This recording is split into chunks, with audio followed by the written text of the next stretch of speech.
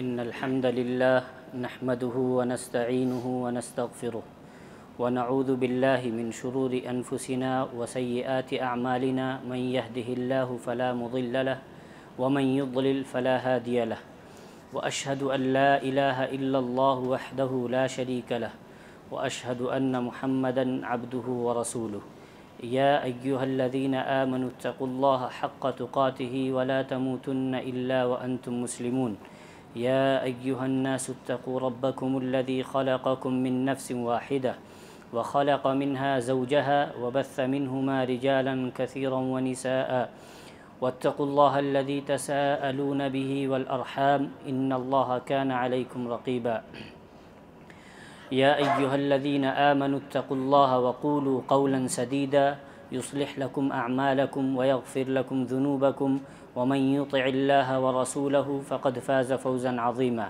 अम्मा बअद फ़इन्न अस्दक़ल हदीस किताबुल्लाह व अहसनल हदी हदी मुहम्मदिन सल्लल्लाहु अलैहि वसल्लम व शर्रल उमूरि मुहदसातुहा व कुल्ल मुहदसतिन बिदअह व कुल्ल बिदअतिन ज़लालह व कुल्ल ज़लालतिन फ़िन्नार क़ाल अल्लाहु अज़्ज़ व जल रिजालुन ला तुल्हीहिम तिजारतुन वला बैउन अन ज़िक्रिल्लाहि व इक़ामिस्सलाति व ईताइज़ ज़काह यख़ाफ़ून यौमन ततक़ल्लबु फ़ीहिल क़ुलूब वल अब्सार। तारीफ़ात और हम्द व सना अल्लाह रब्बुल आलमीन के लिए है जो कायनात का खालिक व मालिक है। दुरूद व सलाम हो अंबियाए किराम की जमात पर, खुसूसन आखिरी नबी मोहम्मद रसूलुल्लाह सल्लल्लाहु अलैहि वसल्लम पर। खुतबे का मज़मून है या उन्वान है मार्केट से मुताल्लिक़ इस्लामी आदाब और अहकाम।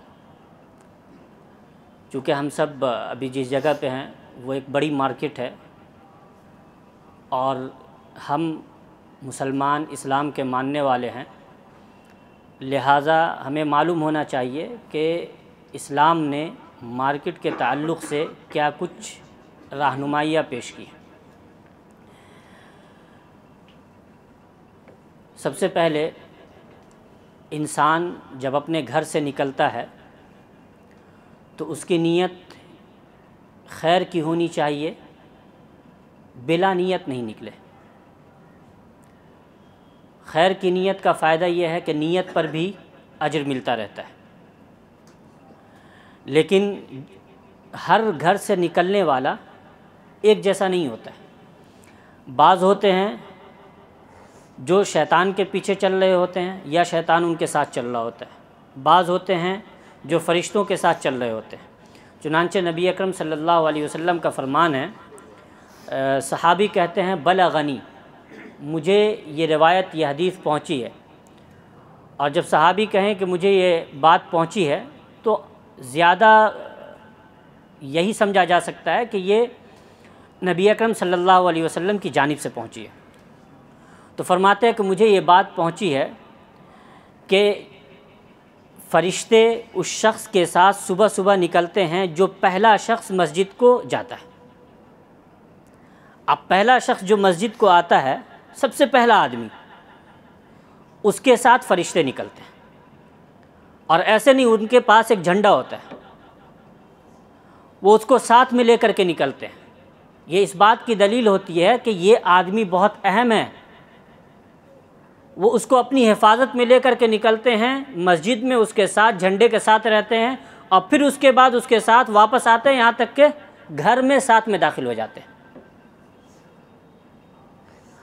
और अगर कोई शख्स सबसे पहले बाज़ार को निकलता है, सबसे पहला निकलने वाला शख्स, तो उसके साथ शैतान निकलता है और उसके पास भी एक झंडा होता है।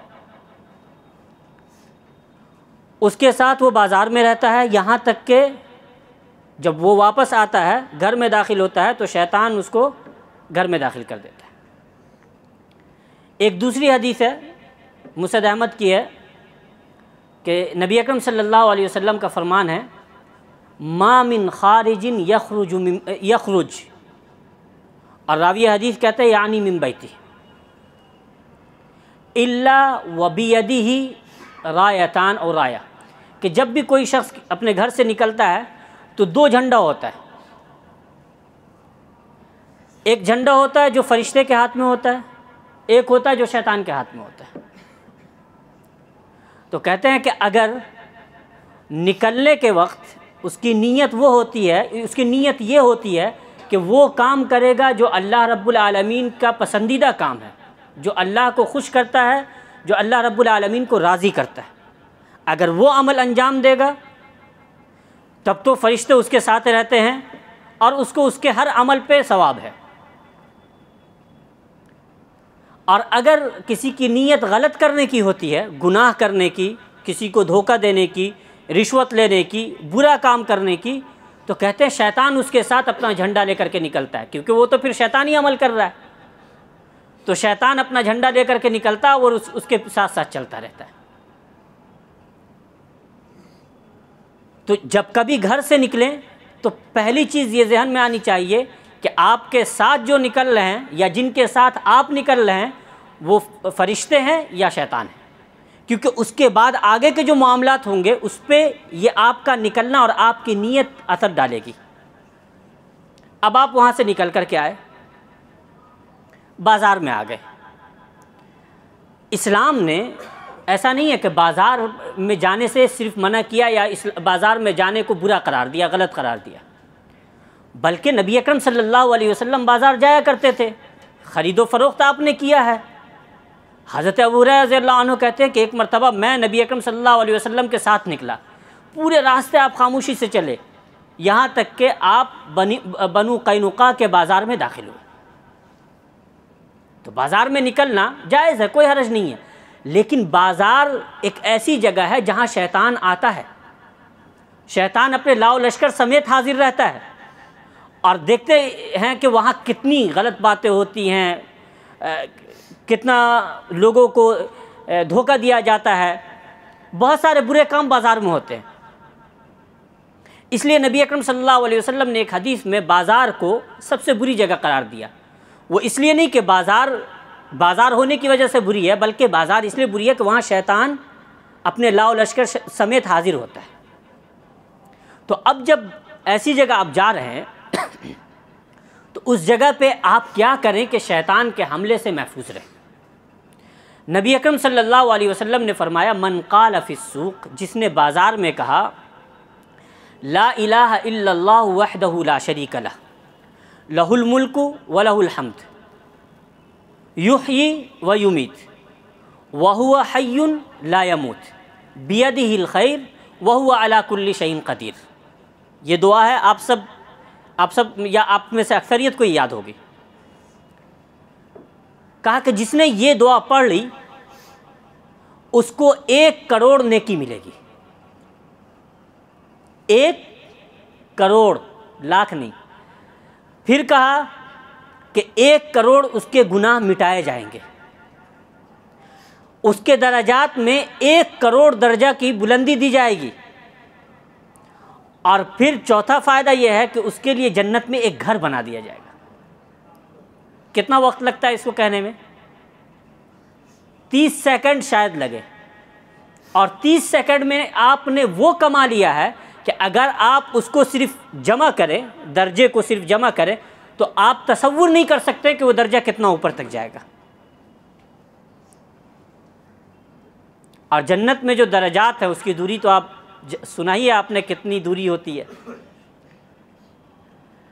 बहुत अजीम फ़ायदा है। जब बाज़ार में दाखिल हों या बाज़ार में बैठे हों तो ये दुआ पढ़ें और पढ़ते रहें जब कभी आपको याद आए। क्या जाता है और शैतान से हिफाजत होती है। चुनांचे एक दूसरी रवायत है, इब्ने अबी दुनिया ने उसको नकल किया है, हुस्नुल ज़न्नि बिल्लाह उनकी एक किताब है उसमें, और बाज़ उलमा ने इसे हसन करार दिया। कहते हैं कि इल्तक़ा रजुलान फ़िस्सूक़, 2 शख्स की मुलाकात बाज़ार में हुई। मुसलमान थे, यानी मोमिन थे। तो उन्होंने कहा कि या अख़ी ताल नदउल्लाह फ़ी गफ़ला, अभी लोग देखो बाज़ार में मशगूल है, गाफिल हैं अल्लाह की याद से, तो हम अल्लाह को याद करते हैं। दोनों ने किया। अब अल्लाह रब्बुल आलमीन की मशीयत और अल्लाह रब्बुल आलमीन का करना ऐसा हुआ कि उनमें से एक को मौत आ गई, उसकी वफ़ात हो गई। दूसरे शख्स के ख्वाब में वो आया और उसने कहा कि तुम्हें मालूम है, मैं जब यहाँ आया मुझे ये मालूम हुआ कि उस रात जो हमने अल्लाह का ज़िक्र किया था, अल्लाह रब्बुल आलमीन ने मुझे हमें उस ज़िक्र करने की वजह से बख्शिश हमारी फरमा दी है। तो अल्लाह का ज़िक्र ख़ास करके बाज़ार में करना बहुत अजीम अमल है। अब मस्जिद में करेंगे अच्छी बात है, क्योंकि मस्जिद में नेकी का एक पूरा माहौल बना हुआ है, लेकिन उस जगह पे जहाँ लोग गाफिल हों वहाँ अल्लाह रब्बुल आलमीन का ज़िक्र करना ये अपने आप में एक बड़ी दलील, एक बड़ी बात है। और इस बात की दलील है कि इंसान अल्लाह रब्बुल आलमीन की राह पे चल रहा है। ये हो गए बाज़ार में आपको किस तरह से रहना है। अब बाज़ार में आए और बैठे रहे, सिर्फ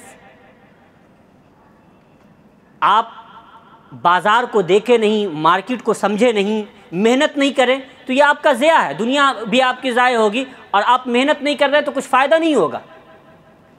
नबी अकरम सल्लल्लाहु अलैहि वसल्लम फरमाते हैं कि कोई शख्स रस्सी ले, जंगल में जाए, लकड़ियाँ काटे और फिर उसके बाद अपने पीठ पर लाद करके उसको बाज़ार में बेचे, ये उसके लिए बेहतर है कि लोगों के पास जा कर के सवाल करे, मांगे, हो सकता है उसे दें और उसे ना दें।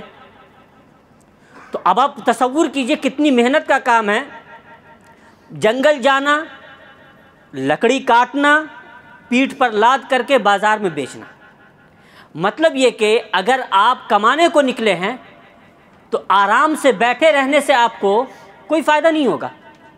मेहनत करें, दौड़ भाग करें, उसके लिए लोगों के पास जाएं, मार्केट जाएं, जहां आप जा सकते हैं, चाहे ऑनलाइन हो ऑफलाइन हो, आप कोशिश करें उसके लिए। सिर्फ बैठे रहने से आपकी दुकान, आपकी मार्केट, आपका बाज़ार नहीं चलेगा। मेहनत करें, ये नबी अकरम सल्लल्लाहु अलैहि वसल्लम ने सिखाया। मेहनत किस वक्त करें? नबी अकरम सल्लल्लाहु अलैहि वसल्लम फरमाते हैं कि अल्लाह दुआ फरमाई, अल्लाहुम्मा बारिक लि उम्मती फ़ी बुकुरिया, कि अल्लाह सुबह सवेरे के वक्त में मेरी उम्मत के लिए बरकत अता फरमा। और एक दूसरी रिवायत में है, ख़बर दे रहे हैं आप सल्लल्लाहु अलैहि वसल्लम, बुरिक लि उम्मती फ़ी बुकुरिया, सुबह सवेरे का जो वक्त है उस वक्त में मेरी उम्मत को बरकत दी गई है। और इसी हदीस की बिना पर एक सहाबी थे सख्र रज़ियल्लाहु अन्हु, वो जब कभी कोई तिजारती काफ़िला भेजते थे तो सुबह सवेरे भेजते थे।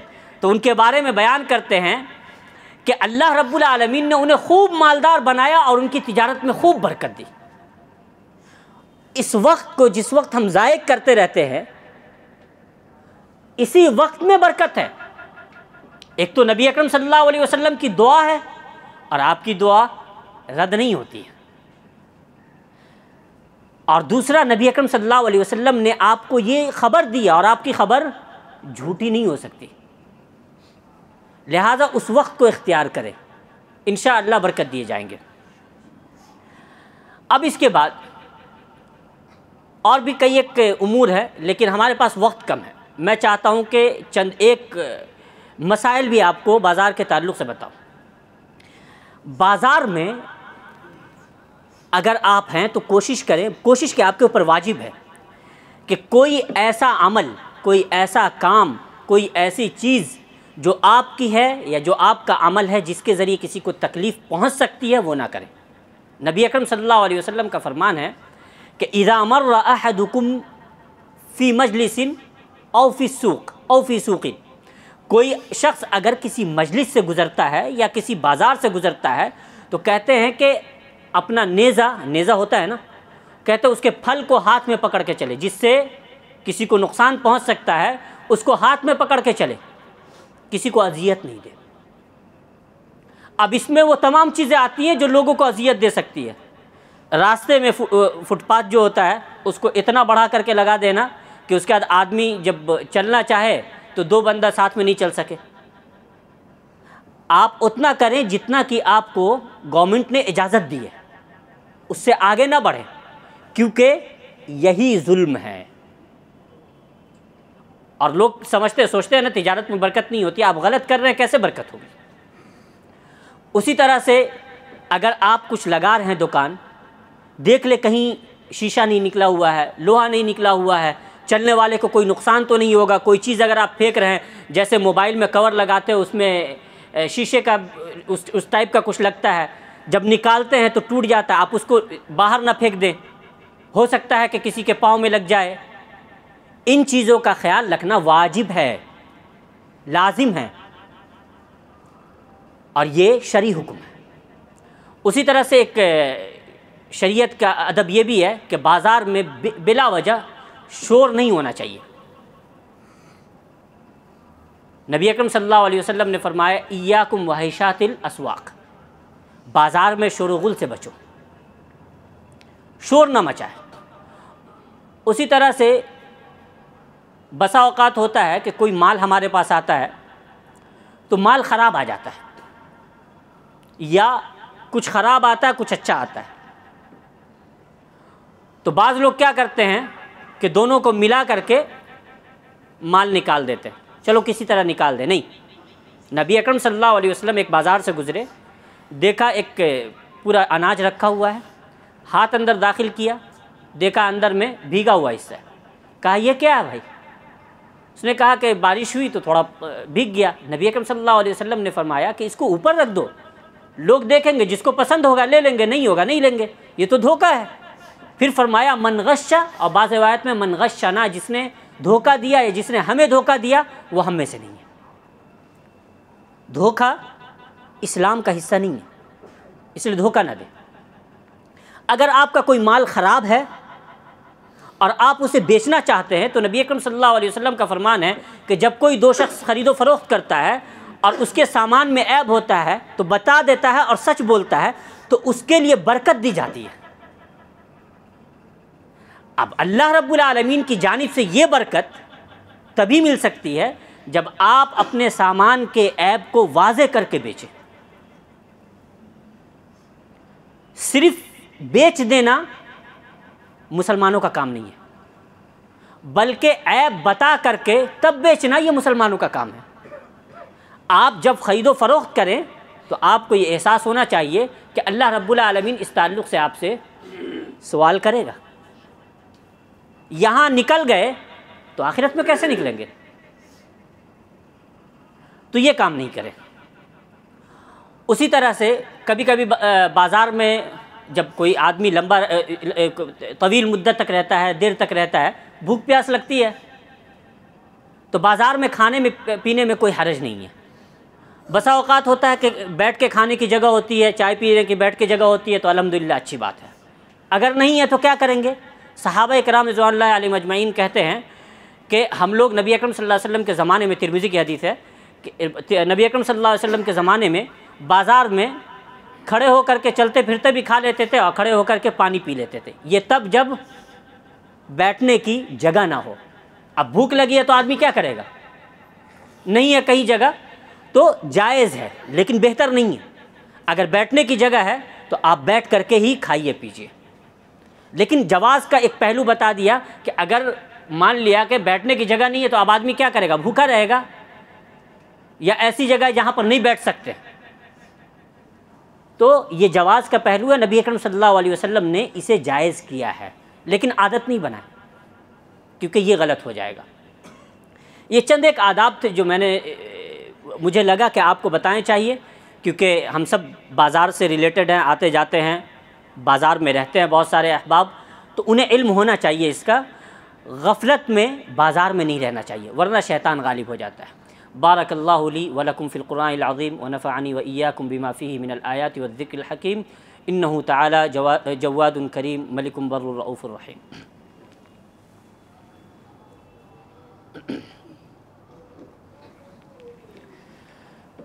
अल्हम्दुलिल्लाहि रब्बिल आलमीन वस्सलातु वस्सलामु अला रसूलिहिल अमीन व अला आलिहि व अस्हाबिहि अजमईन, अम्मा बाद।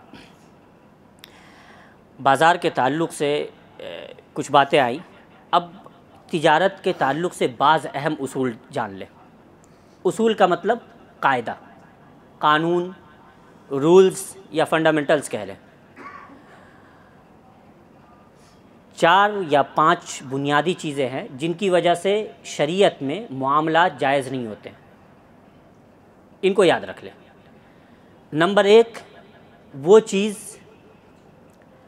जो बज़ाते खुद हराम है उसका बेचना जायज़ नहीं है। वो चीज़ जो बेआइनी ही बज़ाते खुद वो चीज़ ही हराम है, जैसे शराब है, शराब बेआइनी ही हराम है।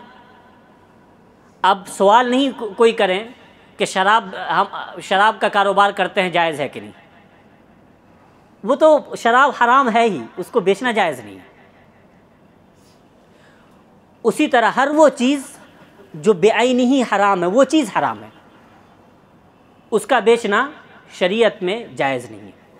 तो पहला कायदा ये है कि जो चीज़ हराम है उसे न बेचें, क्योंकि उससे जो माल आएगा वो माल क्या होगा, हराम होगा। अब इस पर क़यास करें। हम लोग के यहाँ एक चीज़ बेची जाती है, खैनी, बीड़ी, तंबाकू, सिगरेट, ये तमाम चीज़ें ये हराम है। ये बज़ाते खुद हराम चीज़ें हैं, इनका बेचना जायज़ नहीं है। नंबर 2, वो चीज़ या वो अमल जिसमें सूद दाखिल हो जाता है, ऐसा मामला, ऐसी बै, ख़रीदो फ़रोख्त जिसमें सूद दाखिल हो जाए, ये दूसरी बात है। जैसे किसी को हमने कोई माल बेचा, कहा भाई अभी मेरे पास कितने का हुआ, कहा 500, कहा मेरे पास भाई अभी पैसे नहीं हैं, मैं आपको कल दे दूंगा, आज शाम तक मेरा कोई माल बिक जाएगा, आपको कल दे दूंगा। तो उसने कहा कि नहीं, ये 500 है, फिर मैं 550 लूँगा। अब वो ले रहा है किस बुनियाद पे, कर्ज ले रहा है कि भाई मैं आपको कल दे दूंगा, और ये कर्ज पे क्या ले रहा है, फ़ायदा ले रहा है कि नहीं 50 रुपया मैं ज़्यादा लूँगा। ये हराम है, ये सूद है। कर्ज पे इजाफ़ा लेना ये सूद है। तो ऐसा मामला, ऐसी ख़रीदो फ़रोख्त जिसमें सूद दाखिल हो जाए, जायज़ नहीं है। और सूद के बहुत सारे मामलात हैं, मैं उन तमाम को नहीं बयान करूँगा, लेकिन मैं एक रूल बयान कर रहा हूँ, इन्हें याद रखें। तीसरी चीज़, धोखा। ऐसी बै, ऐसा मामला, ऐसा ख़रीदो फ़रोख्त जिसमें धोखा हो। अब एक मिसाल तो वो जो मैंने पहले दी कि सामान है, कोई फॉल्ट है उसके अंदर और निकालने के लिए निकाल दिया।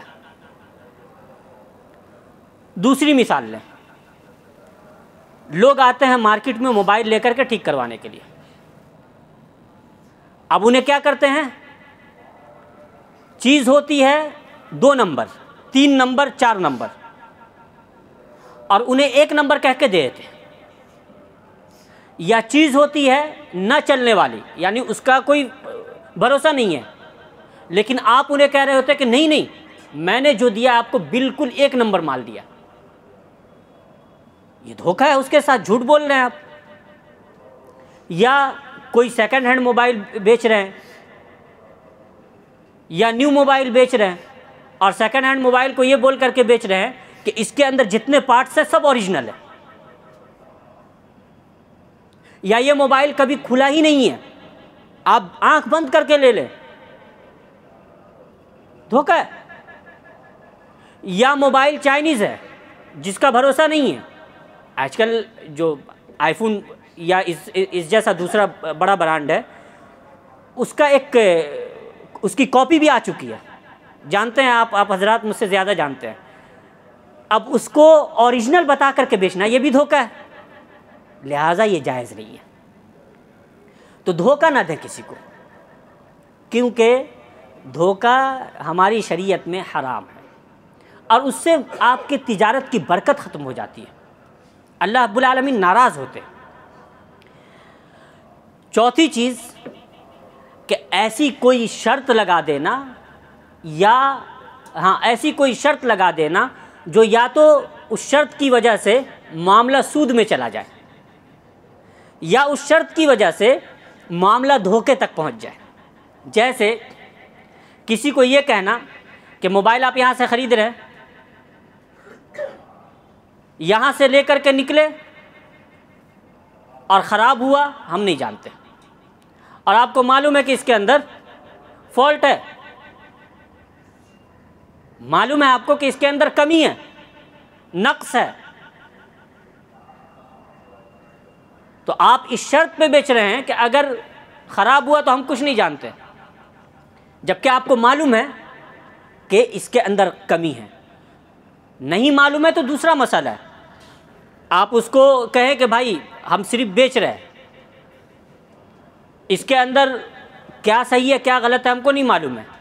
अगर नहीं मालूम है तो कोई मसला नहीं है, आप उसको कहें यहाँ से लेकर के आप निकल रहे, भाई हमको इसकी गारंटी नहीं दे सकते, वारंटी नहीं दे सकते, इसमें कोई मसला नहीं है। लेकिन अगर आपको मालूम है और उसके बाद आप बेच रहे हैं और फिर आप ये शर्त लगा रहे हैं, तो ये तो धोखा हो जा रहा है ना, ये जायज़ नहीं है। इसलिए जब किसी को सामान बेचें, इन उमूर का ख्याल रखें, और इंशाअल्लाह अगर आप ऐसा करेंगे तो देखिए सबसे ठीक है, अल्लाह रब्बुल आलमीन तो खुश होगा ही, लेकिन सामने वाला जो आपसे ख़रीद व फ़रोख्त कर रहा है, जो आपसे मामला कर रहा है, वो तो आपके ऊपर भरोसा करने लगेगा। और किसी भी ज़माने में, खुसूसन इस ज़माने में,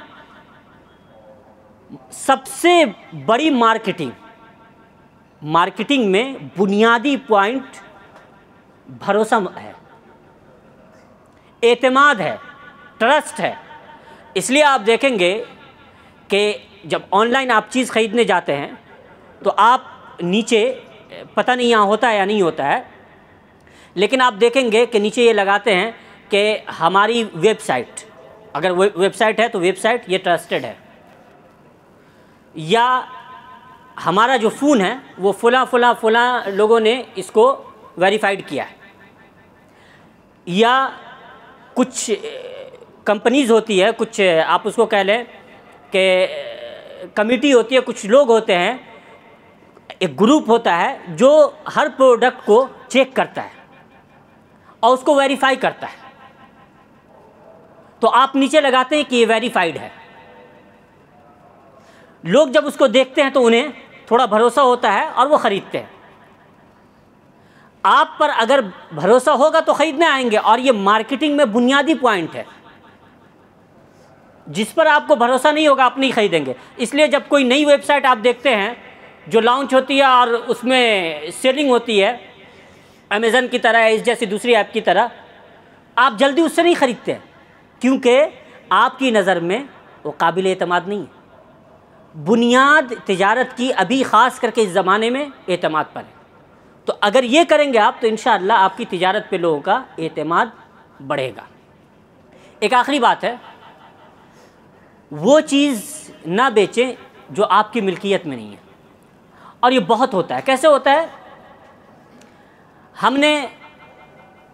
हमारा किसी से लेन देन है, माल बाहर से आता है, अभी हमने उसको पेमेंट नहीं किया, माल उसने लगाया नहीं। एक आदमी आया, कहा कि मुझे पंखे की ज़रूरत है, मेरे पास ये है नहीं। मैंने कहा अच्छा, आप आधा पैसा अभी जमा कर दें, मैं आपका 1 हफ्ते में मंगवा दूंगा। उसने 50% जमा कर दिए। मैंने बात की कि भाई मुझे फला पंखे की ज़रूरत है, आप भेज दें। जिस वक्त उससे आपकी बात हुई है, उसने 50% दिया है, आप उस पंखे के मालिक थे? नहीं थे। नबी अकरम सल्लल्लाहु अलैहि वसल्लम का फरमान है, ला तबि मा लैसा इंदक, जो आपके पास नहीं है, यानी जिसके आप मालिक नहीं है, वो आप ना बेचें।